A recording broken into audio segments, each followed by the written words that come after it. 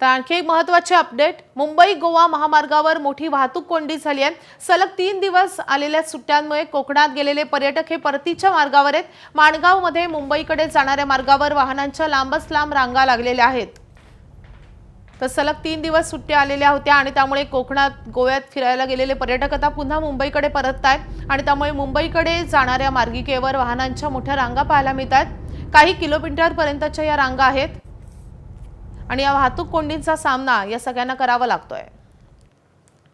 आपण ही दृश्य बघतोय माणगाव परिसरातली।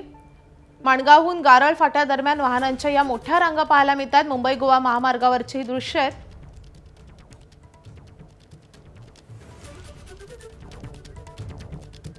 आपले प्रतिनिधी गणेश महाप्रळकर सध्या आपल्या सोबत आहेत। गणेश, काय स्थिती आहे महामार्गावरची?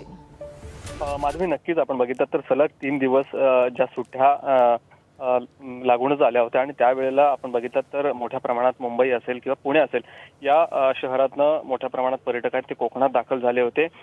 या 3 दिवसांच्या सुट्टीचा आनंद लुटण्यासाठी अनेक भागात असेल, श्रीवर्धन असेल, अलिबाग असेल, त्या साईडला दिव्यागर असेल, अशा अनेक भागांमध्ये पर्यटक दाखल झाले होते।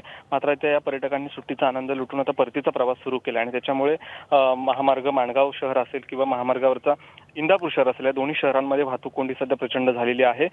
सध्या कोकणाकडून मुंबईकडच्या दिशेला जाणाऱ्या लेनवर या वाहतूक कोंडीमध्ये अनेक प्रवाशांना तो वाहतूक कोंडीचा सामना करावा लागतो आणि त्यामुळं तासनतास या शहरांमध्ये जी वाहनं आहेत ती सध्या अडकून पडलेली आहेत। मात्र वाहतूक पोलीस आहेत किंवा तेथील प्रशासन आहेत ते आता ही वाहतूक कोंडी सोडवण्यासाठी प्रयत्न करतात।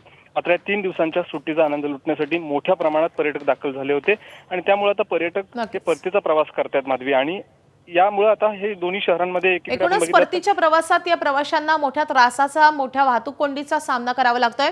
गणेश, धन्यवाद या सगळ्या सविस्तर माहितीसाठी। एबीपी माझा, उघडा डोळे बघा नीट।